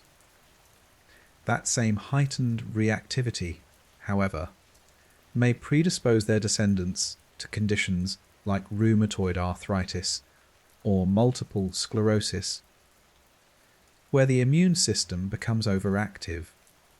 These biological connections between past and present remind us that pandemics don't merely kill and then vanish from history. They reshape the genetic makeup of the surviving population, creating changes that persist for centuries or even millennia after the immediate crisis passes. The Black Death's social and economic transformations proved equally long-lasting. Though the immediate aftermath, the labour shortages, wage increases, and social mobility we explored last night and eventually faded as Europe's population recovered. Certain fundamental changes became permanent.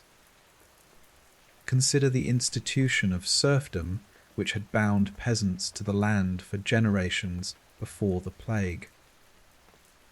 In Western Europe, this system never fully recovered from the disruption caused by the Black Death. Though landlords attempted to reimpose old restrictions, the demographic reality worked against them. Land remained relatively abundant, and labour scarce for centuries, giving workers leverage that gradually eroded feudal obligations. By the end of the Middle Ages, serfdom had largely disappeared from England, France, and the Low Countries, replaced by various rental arrangements that allowed much greater personal freedom. Peasants still worked the land, but increasingly as tenants who paid rent rather than as serfs, bound by hereditary obligations of labour and subservience. Eastern Europe followed a different path. There the nobility succeeded in reimposing and even strengthening serfdom after the plague, creating what historians call the second serfdom that would persist into the 19th century. This divergence between Western and Eastern European social systems, one moving toward greater freedom for common people, the other toward more rigid control, would profoundly influence these regions' subsequent development.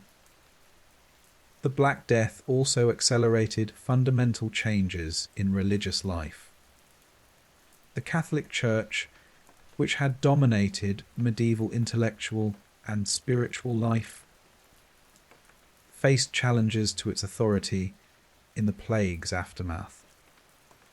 Questions about why prayers went unanswered, why religious processions failed to stop the disease, and why devout monks died alongside sinners, created cracks in the edifice of unquestioning faith. These cracks would widen in later centuries. The Protestant Reformation of the 16th century, with its challenge to Catholic authority and emphasis on individual interpretation of Scripture, found fertile ground in a population already predisposed to question religious orthodoxy. While the Reformation had many causes, historians see echoes of plague-era disillusionment in the willingness of millions to break with centuries of tradition. Even art and literature were transformed by the Black Death experience. Medieval artwork often focused on religious themes, depicting biblical stories, saints' lives, and divine figures. After the plague, new motifs appear. The Dance of Death, showing skeletons leading people from all social classes to the grave. Reminders of mortality in still life paintings. A greater focus on the human experience rather than purely divine matters. This shift toward humanism, attention to human experience, emotion, and achievement would blossom in the Renaissance, along with reclaimed classical knowledge from Greek and Roman sources.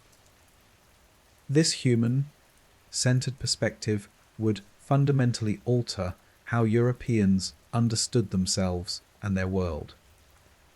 The plague's impact extended even to language. Our modern English vocabulary still carries echoes of the Black Death experience. We speak of quarantine, a word derived from the Italian quarantina, jury or 40 days, the length of time ships were required to remain isolated in Venetian harbours during plague outbreaks. We describe someone as having a deadline. Originally a line drawn around a prison beyond which guards could shoot escaping prisoners, but similar to the boundaries drawn around quarantined plague areas. Even seemingly innocuous childhood rhymes may carry plague memories. Ring around the rosy, pocket full of posies, ashes, ashes, we all fall down, has been interpreted by some as a reference to plague symptoms. The rosy rash, attempted remedies. sweet-smelling posies carried to ward off disease, and out come ashes from cremation falling down in death. Though scholars debate this interpretation, it suggests how deeply plague imagery may be embedded in cultural memory. The Black Death also transformed humanity's relationship with disease itself. Before the plague, illness was generally seen as either divine punishment or the result of imbalanced bodily humours with little concept of contagion as we understand it today. The plague's obvious pattern of spread, moving along trade routes, passing from person to person in close contact, made it impossible to ignore the contagious nature of at least some diseases. Communities developed practical responses that, while not based on germ theory, which would not emerge until the 19th century, nonetheless incorporated effective public health measures. Ships were quarantined, infected households isolated, plague victims and their belongings often burned. Cities appointed public health boards with extraordinary powers during outbreaks, establishing principles of epidemic management that would influence public health practices for centuries. These pragmatic approaches developed through bitter experience rather than scientific understanding, saved countless lives in subsequent plague outbreaks. By the time the last major European plague epidemic struck, Marseilles in 1720, authorities had learned to implement cordons, sanitaries, strict quarantines, and careful monitoring that successfully limited the outbreak largely to that city and surrounding areas. Such measures came too late for the millions who perished in the initial pandemic, of course, but the knowledge gained from the Black Death experience helped mitigate later outbreaks of plague and informed responses to other epidemic diseases. When cholera struck Europe in the 19th century, public health officials drew on plague management traditions to contain its spread imperfectly at first, but with increasing effectiveness as scientific understanding improved. The plague's legacy extends even to modern pandemic management. Many of the approaches employed during recent COVID-19 outbreaks, quarantines, travel restrictions, contact tracing, isolation of the infected have roots in methods developed centuries ago in response to the Black Death.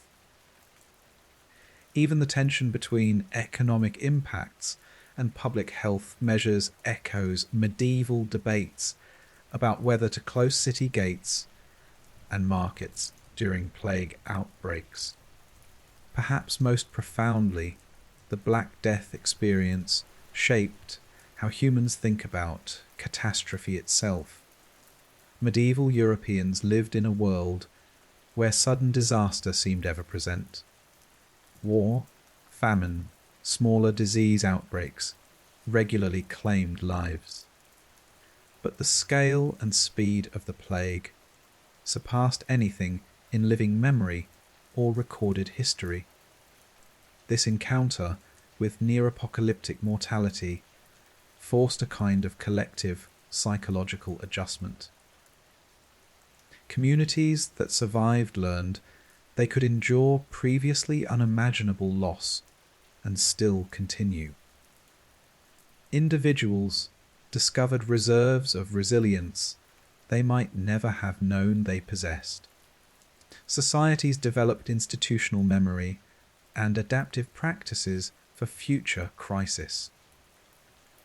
This capacity for resilience in the face of catastrophe remains one of humanity's most valuable assets. Throughout history, communities have faced disasters that seemed insurmountable.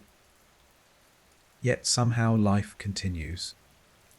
People mourn their dead, rebuild their settlements, adapt their practices, and move forward, carrying the memory of what was lost while creating something new from what remains.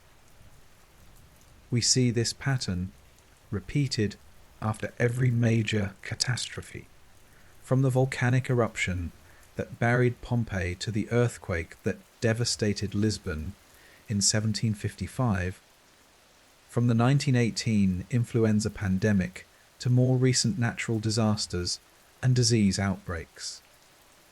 The Black Death is perhaps the most extreme example of such calamity in recorded history demonstrated the remarkable human capacity to endure, adapt, and ultimately continue. This is not to minimize the suffering caused by such events. The plague brought pain beyond imagining, tore apart families and communities, ended millions of unique lives that each contained a universe of experience and potential. No silver lining of social change or biological adaptation can justify such loss. Yet understanding how humanity weathered this storm offers perspective on our own capacity to face present and future challenges. Climate change, emerging diseases, technological disruptions. Our world contains no shortage of existential threats. The history of the Black Death reminds us that previous generations faced their own seemingly insurmountable crises and found ways to continue. For the individual plague survivors whose stories we've followed these past nights, such grand historical patterns would have meant little compared to their immediate lived experience. Thomas the Ploughman negotiating better working conditions in the labour-scarce aftermath wasn't thinking about the long-term decline of feudalism. Elizabeth Hancock burying her family on the hillside above Eyam couldn't have imagined her genetic legacy might protect descendants from a 20th century disease. Yet collectively, these individual experiences and adaptations created the sweeping changes that transformed medieval society into something new. This is how history often works. Not through the conscious decisions of great leaders or dramatic turning points alone, but through the accumulated effects of millions of ordinary people responding to extraordinary circumstances as best they can. As we conclude our journey through the world of plague survivors, what lessons might we take from their experience? Perhaps the most fundamental is an appreciation for human resilience. The Black Death inflicted losses almost beyond comprehension. Half the population in many areas. Entire families and villages wiped out. Centuries of accumulated knowledge and culture lost with those who carried it. Yet somehow survivors gathered the will to continue to rebuild, to create new families and communities from the fragments of what remained. We might also reflect on how catastrophe, for all its horror, sometimes creates possibility. The rigid social structures of medieval Europe, which had seemed as immutable as the turning of the seasons, proved vulnerable to disruption when the demographic realities changed. People previously confined to predetermined social roles found new opportunities in the aftermath. Though we would never wish for disaster as an agent of change, history shows that transformation often emerges from crisis. The plague story reminds us, too, of our biological connectedness, both to each other and to the countless microscopic organisms with which we share the planet. The Black Death bacterium, Yinia pestis, shaped human genetics, social structures, economic systems, and cultural expressions in ways that continue to influence our world today.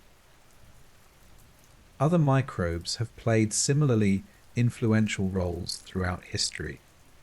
We exist in constant relationship with an invisible biological world that can both sustain and threaten us.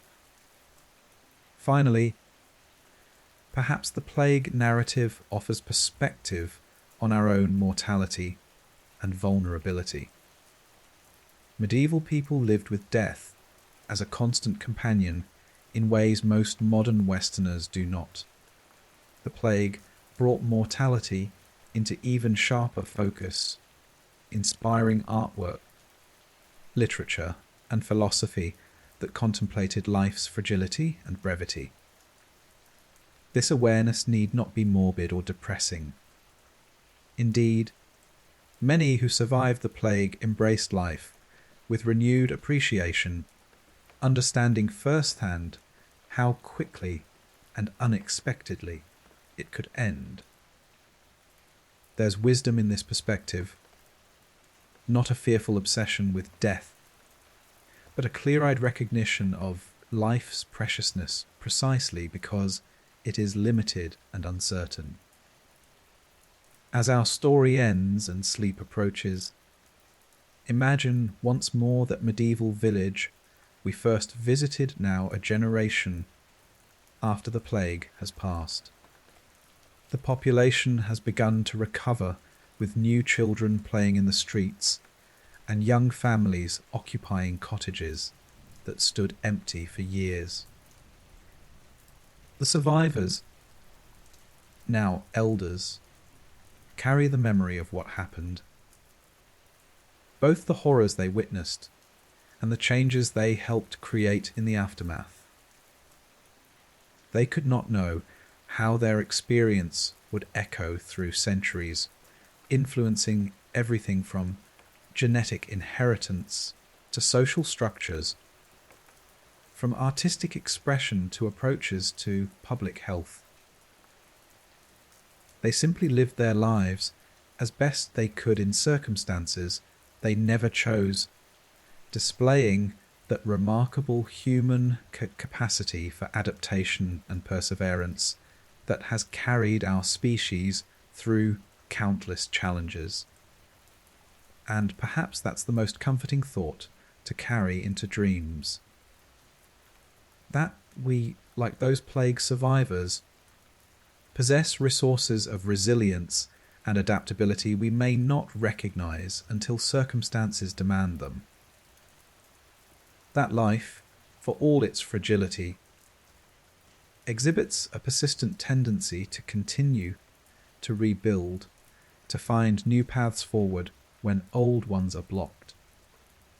The Black Death survivors could never have imagined our world with its medical technologies, instant global communication, and scientific understanding of the very bacterium that caused their suffering. Nor can we fully envision the world our descendants will inhabit generations hence.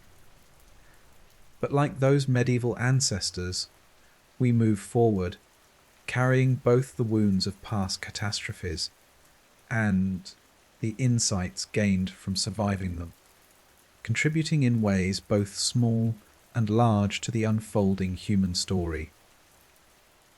Sleep well, knowing you're part of this long continuum of human experience, connected to those who came before and those who will follow. Each generation facing its own challenges, each finding its own ways to endure, adapt, and ultimately continue the remarkable journey of our species through time.